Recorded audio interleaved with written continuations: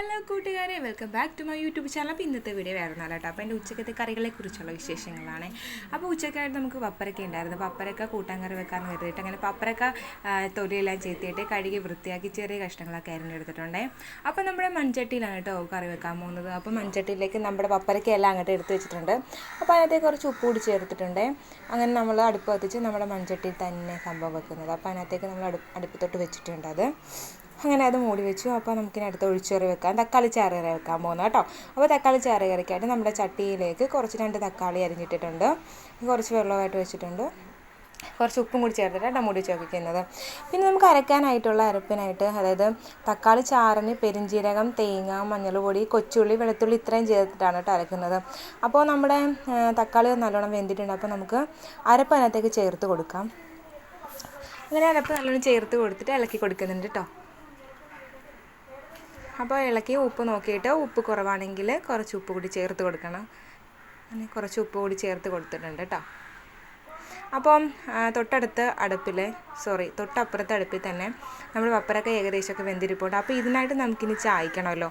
ഒഴിച്ചുകറിയുടെ മാത്രമേ നമ്മൾ അരച്ചിട്ടുള്ളൂ. അപ്പോൾ ചായക്കാനായിട്ട് നമ്മൾ തേങ്ങ, പച്ചമുളക്, കുറച്ച് വേപ്പില, നല്ല ജീരകം, വെളുത്തുള്ളി, കൊച്ചുള്ളി ഇത്രയും എടുത്തിട്ടുണ്ട് കേട്ടോ അരക്കാനായിട്ട്.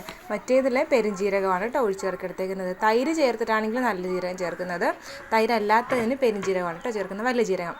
അപ്പോൾ നമ്മുടെ തോരത്തിനായിട്ടുള്ള പപ്പരക്ക ഏകദേശമൊക്കെ വെന്ത് വെച്ചിട്ടുണ്ട്.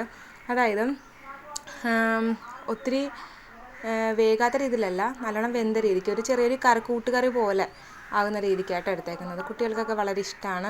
ഇത് ഉണ്ടാക്കി നോക്കാത്തവരാണെങ്കിലും ഉണ്ടാക്കി നോക്കണം. ഇങ്ങനെ പപ്പരക്ക വേവിച്ചിട്ട് പരിപ്പ് കൂടി ചേർത്ത് നമ്മുടെ അരപ്പെല്ലാം കൂടി ചായച്ച്, തേങ്ങയെല്ലാം ചായച്ച് അതിനകത്തോട്ട് ചേർത്ത് ഇളക്കിയിട്ട് കുറച്ച് നല്ല വെളിച്ചെണ്ണയും കൂടി ചേർത്ത് കൊടുക്കുമ്പോൾ നമ്മുടെ കറി ഓക്കെയാണ്. പെട്ടെന്ന് ഉണ്ടാക്കാൻ പറ്റിയതാണ്. നല്ല ടേസ്റ്റുമാണ്, എനിക്ക് ഒത്തിരി ഇഷ്ടമാണ്. അങ്ങനെ അരപ്പെല്ലാം ചേർത്തോട്ട് ഒന്ന് കുറച്ച് നേരം മൂടി വെച്ച് വയ്ക്കുമ്പോൾ അടിപൊളിയാണ് കേട്ടോ. അപ്പോൾ നമ്മുടെ ആ വെള്ളമൊക്കെ നല്ലോണം വറ്റി വന്നിട്ടുണ്ട്. അപ്പം ഇതുവരെ ഉണ്ടാക്കി നോക്കിയിട്ടുള്ളവരൊന്നും ഉണ്ടാക്കി നോക്കണം കേട്ടോ.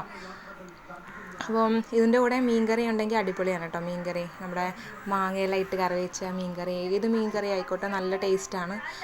അങ്ങനെ നമുക്ക് പിന്നെ അടുത്ത് നമ്മൾ ചെയ്യാൻ പോകുന്നത്, നമ്മൾ ഗോവക്ക ഫ്രൈ ചെയ്യുന്നുണ്ടായിരുന്നു കേട്ടോ. അതിൻ്റെ വീഡിയോ ഞാൻ ഇട്ടിട്ടുണ്ട്. അത് കാണാത്തവരാണെങ്കിൽ ഒന്ന് കണ്ടു നോക്കുക. നമ്മുടെ പപ്പരക്ക കറി റെഡി ആയിട്ടുണ്ട്. നമ്മുടെ ഒഴിച്ചുകറി തക്കാളി ചാറ് കറിക്ക് നമ്മളിനി വറ ഇട്ടിട്ടില്ല. അപ്പോൾ വറ ഇടണം. അപ്പോൾ അതിനായിട്ട് നമ്മൾ ചട്ടി ചൂടായപ്പോഴത്തേനും വെളിച്ചെണ്ണ ഒഴിച്ച് കൊടുത്തിട്ട് നമുക്ക് വറയ്ക്ക് ആവശ്യമായിട്ടുള്ള കുറച്ച് ഉലുവ, പിന്നെ കടുക്, ഇത് രണ്ടും പൊട്ടി കഴിയുമ്പോഴത്തേനും നമ്മൾ ചേർത്ത് കൊടുക്കാൻ പോകുന്നതെന്ന് വെച്ച് കഴിഞ്ഞാൽ കൊച്ചുള്ളി വട്ടത്തിൽ അരിഞ്ഞ് വെച്ചതും കറിവേപ്പിലയുമാണ് ചേർത്ത് കൊടുക്കുന്നത് കേട്ടോ. വറ്റൽമുളക് ഉണ്ടെങ്കിൽ വറ്റൽമുളക് ഇടാം, ഇല്ലെങ്കിൽ ഒരു നുള്ളു മുളക് പൊടി ഇട്ടാലും മതി കേട്ടോ. ഞാൻ വറ്റൽമുളക് ഇല്ലാത്തപ്പോഴൊക്കെ ഞാൻ ഒരു നുള്ളു മുളക് പൊടിയാണ് ഇട്ട് കൊടുക്കുന്നത്.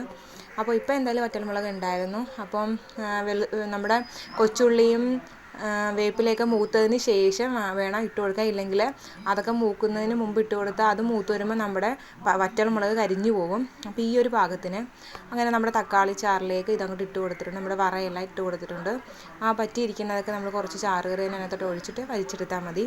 അപ്പോൾ നമ്മുടെ ചോറ് ഇങ്ങനെ തുറന്ന് കുറച്ച് നേരം വെക്കും. കാര്യം ആവി അടിച്ച് ചോറ് ഒരുമാതിരി വെള്ളം കിട്ടാതിരിക്കാൻ. പിന്നെ നമ്മൾ ചെയ്യുന്നത് വെച്ചാൽ ഗോവക്ക ഫ്രൈ ആണ്. അത് ഞാൻ ഫുൾ വീഡിയോ ഇട്ടിട്ടുണ്ട്.